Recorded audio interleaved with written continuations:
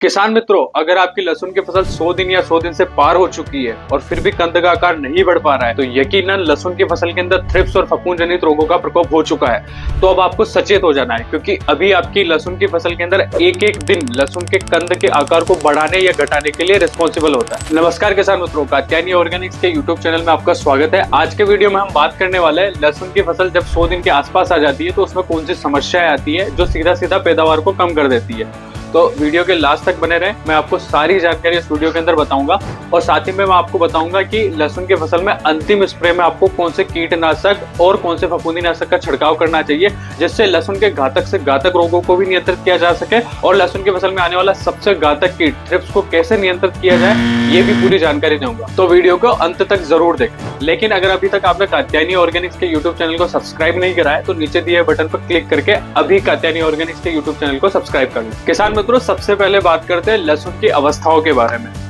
लहसुन को मुख्यतः 3 अवस्था में डिवाइड किया गया है, जिनमें से पहली स्टेज है वेजिटेटिव स्टेज, जो 0 से 50 दिन के बीच होती है।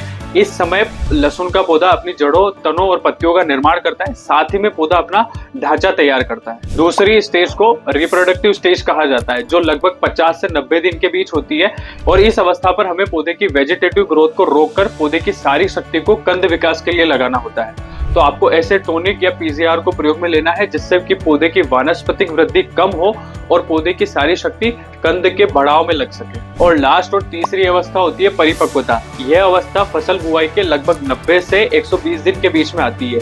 यह सबसे महत्वपूर्ण अवस्था होती है क्योंकि इस समय लहसुन का पौधा अपना कंद का आकार बढ़ा रहा होता है और लहसुन का उत्पादन भी सीधा सीधा इसी अवस्था के ऊपर निर्भर करता है। तो किसान मित्रों, अब वीडियो में आगे बढ़ते हैं और बात करते हैं लहसुन की अवस्था जब 100 दिन के ऊपर आ जाए तब आपको कौन से कीटनाशक और फफूंदीनाशक को प्रयोग में लेना है। ये सारी चर्चा अब वीडियो में हम आगे करेंगे। किसान मित्रों, सबसे पहले बात करते हैं लहसुन के ऐसे शत्रु के बारे में जो पत्तियों में छुपकर बैठा रहता है और लगातार उनमें से रस चूसता है। जी हाँ, मैं बात कर रहा हूँ थ्रिप्स के बारे में। थ्रिप्स एक ऐसा रस चूसक कीट है जो लहसुन की नाजुक पत्तियों में से लगातार रस चूसता है और उन्हें पीली कर देता है और दूर से देखने पर पत्तियां ऐसी दिखाई देती है जिसे किसी ने उसको खुरेस दिया हो और टाके जैसे निशान बने हुए दिखाई देते हैं। किसान मित्रों, आपने थ्रिप्स की समस्या के निवारण के लिए काफी स्प्रे अभी तक दे दिए होंगे और इससे लहसुन की फसल में थ्रिप्स की समस्या बिल्कुल खत्म भी हो गई होगी।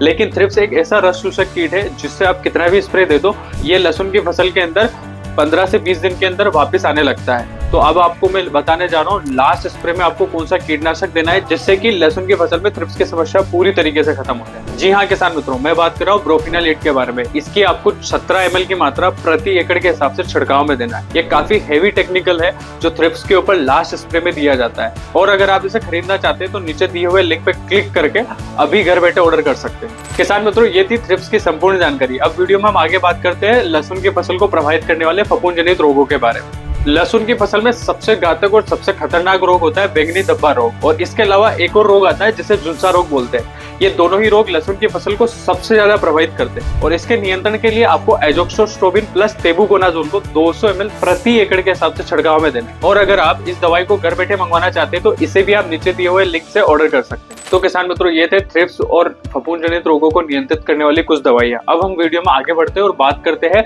लहसुन की कंद की मोटाई को बढ़ाने वाले टॉनिक के बारे में। जी हाँ किसान मित्रों, मैं बात कर रहा हूँ पैक्लाबुट्राजोल 23% एससी फॉर्म में आने वाली दवाई को। इसे आपको 8 ml प्रति पंप के हिसाब से मिलाकर छिड़काव के माध्यम से देना है और 1 एकड़ के लिए आपको इसकी 80 ml की मात्रा लगेगी। अगर आपने लास्ट स्प्रे में पैक्लाबुट्राजोल को लहसुन की फसल में छिड़काव में दिया है तो ये पौधे की वानस्पतिक वृद्धि को रोककर पौधे की कंद की मोटाई को बढ़ाने के लिए मदद करता है। और अगर आप देखोगे, अगर आपने इसका छिड़काव किया है तो लहसुन की कली की जो साइज है वो भी बढ़ेगी और उत्पादन जो है वो और लहसुन की पैदावार भी डबल होगी। तो मेरे द्वारा बताए गए अगर सारे प्रोडक्ट आप घर बैठे मंगवाना चाहते हैं तो नीचे दिए हुए लिंक पे आप क्लिक करके इन्हें घर बैठे ऑर्डर कर सकते हैं। किसान मित्रों, अगर आपने भी लहसुन की फसल लगा रखी तो अभी नीचे जाके जल्दी यस कमेंट करें ताकि हम आगे और भी लहसुन के ऊपर और भी महत्वपूर्ण वीडियो लेकर आए। अगर आपको ये वाली वीडियो अच्छी लगी तो इसे लाइक करें और साथ ही में बेल आइकन को जरूर क्लिक करें ताकि नेक्स्ट वीडियो का अपडेट आपको जल्दी से मिल सके।